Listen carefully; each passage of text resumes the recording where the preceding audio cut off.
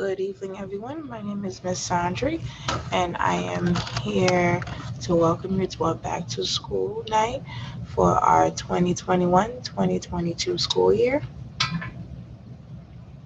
Our agenda for tonight is a brief introduction to myself and Miss Lady, the curriculum, our visual calendar, classroom management, math, literacy, science, and our homeschool connection. My name is Miss Sandrie. I have my associates in early childhood education. I have my bachelor's in social science. I have been in the early childhood field for a total of 17 years. My time at Odyssey, I have been with Maritime Odyssey for about 7 months, and I am a mother. I have two beautiful daughters. Here is Miss Lady, my assistant. Miss Lady has a recording, but unfortunately, we cannot play the recording. Miss Lady's been with Odyssey for a total of 6 months. She is also a mother, and Miss Lady has her experience from Venezuela, where she graduated. Best assistant ever. Love Miss Lady, and the children also loves Miss Lady. So for our curriculum, we follow the Big Day for Pre-K curriculum, and we plan using the CTELDS, which stands for the Connecticut Early Learning and Development Standards.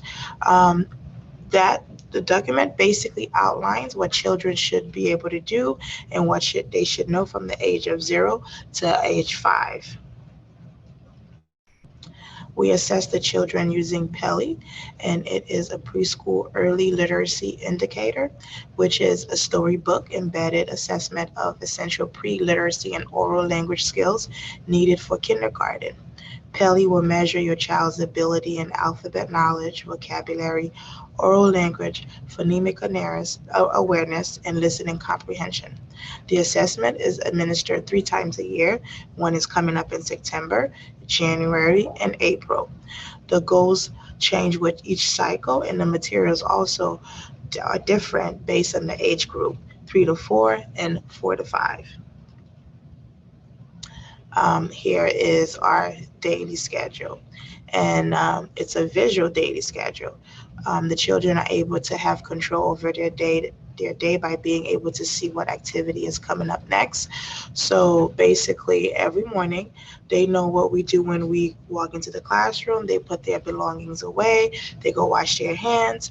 They do their attendance, which we'll see on our next slide. Then after that, it's table toys, breakfast. Then from there, we transition to large group. From large group is center time, small group. Then we will reunite for math, music and movement, language, which can be a alphabet project, activity, or a book. Then we transition outdoors. We have lunch. After lunch, it's nap time. When we wake up, we have snack.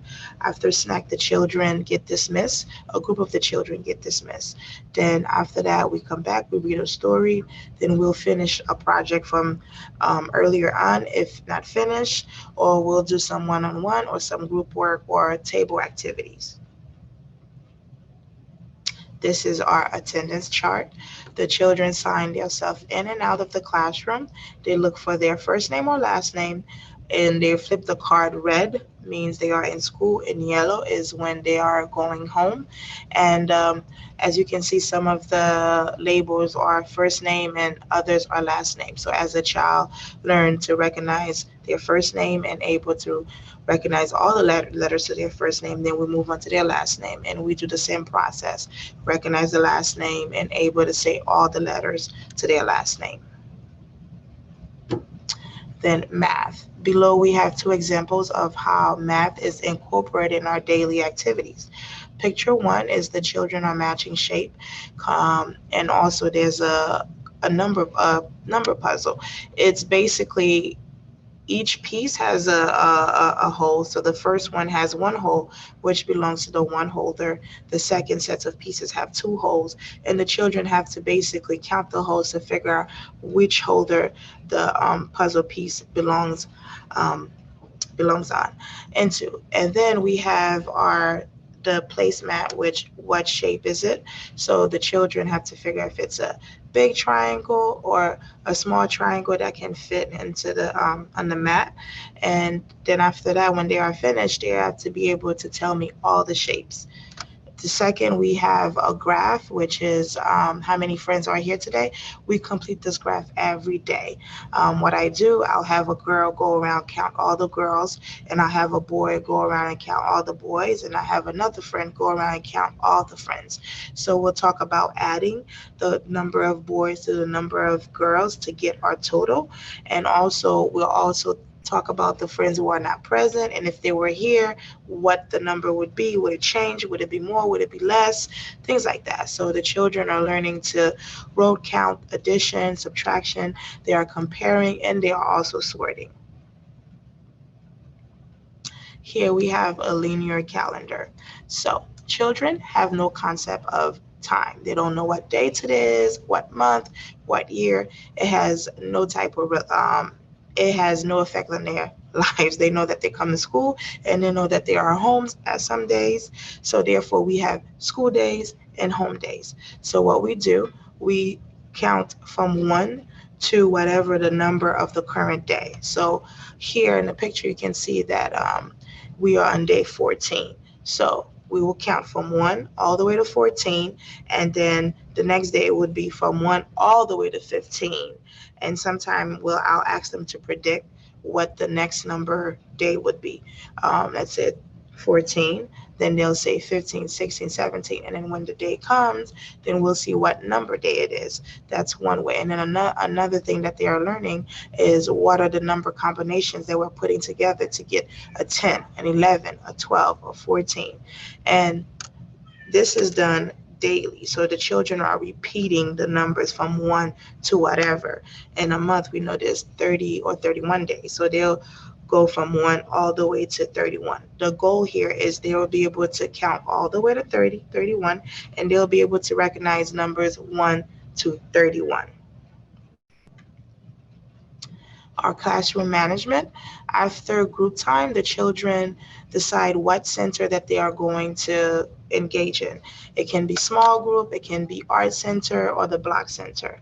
So what it is when they tell me that, oh, Miss Sandrie, I want to go to the art center, and let's say 3 friends are there, so they're able to figure out, oh, one more friend. That center is closed.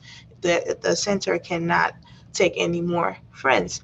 Then let's say throughout the day as they are playing and someone decides to leave, so they'll leave and another friend will come and say, Miss Sandra, I would like to go to the block center. So my question to them will be, how many friends are playing at the block center currently? And they'll tell me 3. How many friends are supposed to play there? 4. Can you go in? Yes, it's either yes, or they'll think and say yes because there's 3. If I go in, then it'll be 4. So that's it. Then the center will close. So therefore, they are able to problem solve on their own. The fact that the centers are already labeled with how many children can play there. So again, they are counting, they are problem solving, and again, responsibility. When you play at one center, you have to remember to clean up after yourself before you decide to go and play at a different center. Literacy. So here you have our word wall. So the word wall. Now currently we have the children's name, and also as we learn new vocabulary, we add it to the word wall. And the children they are able to see their name. And so if I say whose name begins with the letter A, they'll be able to look and recognize, oh, Aiden C, Audrey, Alvaro, and so on. We have also another slide where the children are outlining the first letter to their names. So how they know what to outline. Again, I'll give them the directions. I'll tell them what to do before they start the project. But again, it's easy for them to recognize, okay, the capital letter is outlined in red, so that's the only letter I'm going to glue the Cheerios around. And then the other letters are in black, so therefore I'm not going to glue Cheerios to outline the other letters to my name. And then next to it, we have a graph. And then that graph is whenever I read a story, I will always have a question. And so what I'll do, I'll write the child's name, and then in parentheses, I'll make sure I write exactly the child's words.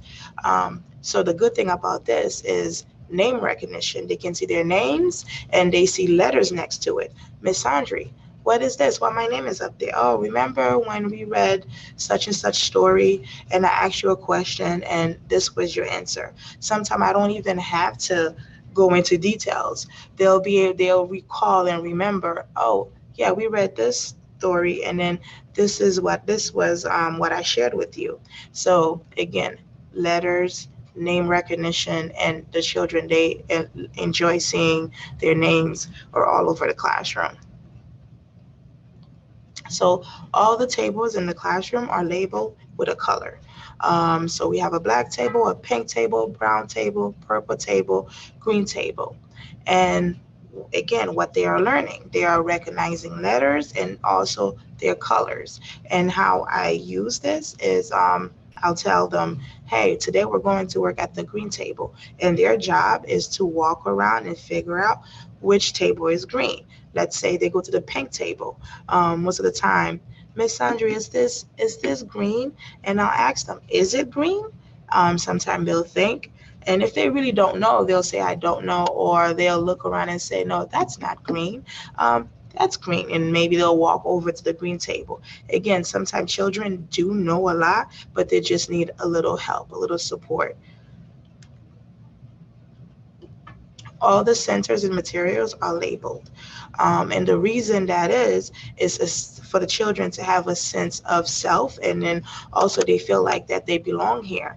The cubbies are labeled with their pictures and their first name. All the children have a mailbox, pictures, first name and last name. My block center, I have outlined all the blocks, all the pieces, so they know exactly how to clean up. All I have to do is just go over and check to see if they actually clean up following the outline of the blocks. Again, self-correction. They are able to say to one friend, hey, no, this one doesn't go here. Look, this is where it belongs. So in the classroom, my goal is for the children to basically control the classroom.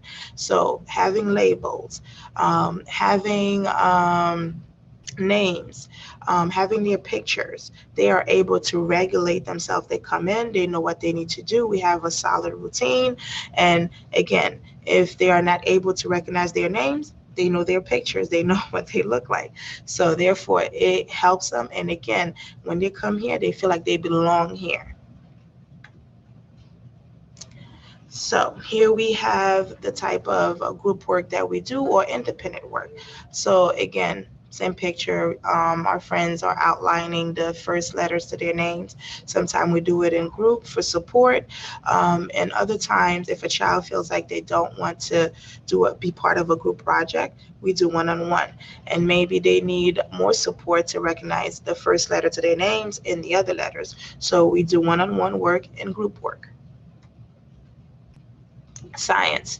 We have science every Mondays and Wednesdays, and we have science with Miss Lauren. Miss Lauren is with the Maritime Aquarium, and here the children were learning about the outdoors. They were exploring our bike path using all their senses. The tools that they used were magnifying glasses, tweezers, and magnifying glass, and a ruler. So they were going around exploring, see the little thing, any bugs, leaves. They would collect them and put it in their magnifying box, and they were able to look at it and touch it and explore it and say what it feels like, what it smells like, if there was a smell to it.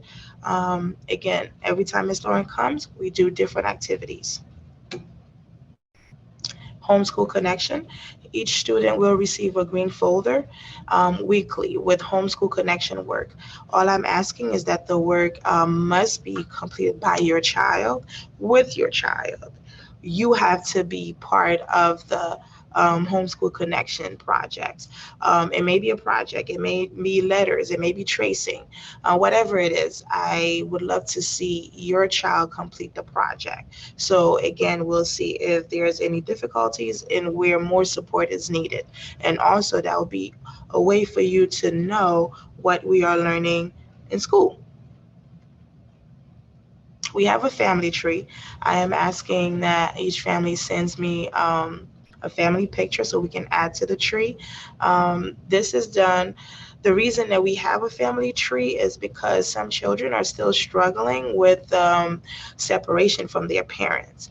And so they know that they're able to come in and they can look at the tree. Here's their a picture of their families. Here's mom, here's dad, siblings, grandma.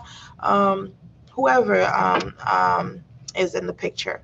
And also, since we're building a community, other friends, ask question. Hey, who is that? That's my mommy. Oh, you have a little brother or a little sister? So again, a sense of family and a sense of, I belong here. And since I know that it's very hard because of COVID, that I know the struggle not being able to come into the classroom to experience, your child's experience throughout the day, what they are learning. Hey, where's your cubby? What do you do with this? And I know children, they love sharing their daily experience with their parents. And again, not being able to come into the classroom is really a bummer. So what I did, I took pictures of the classroom, and you can see our block center, our meeting area, the tables, the cubbies, art center, our easel, manipulative, our library with the children's work, artwork, the books, our writing center, and the cots for the children to sleep on. Our science center is here, our math center, our dramatic. You can see our linear calendar, shapes, our graphs, our, the word wall. And let's not forget, we take our health very serious. If I forget to play yoga and freeze, I'm getting called from left to right. Miss Sandrie, Miss Sandrie, Miss Sandrie, we did not do yoga and freeze. So we do yoga and freeze daily. They take it very serious. They try all the yoga poses, and we also meditate. We meditate for about 5 minutes. We give our brain a break from our busy day before we transition to lunch and nap time. And we do really, really fun. We have a really fun way of breathing. So you can ask your child about our brain break breathing technique, which they love. This conclude our back to school night. Again, thank you very much for being able to teach your child, and thank you for trusting me with your child's education, early childhood education experience.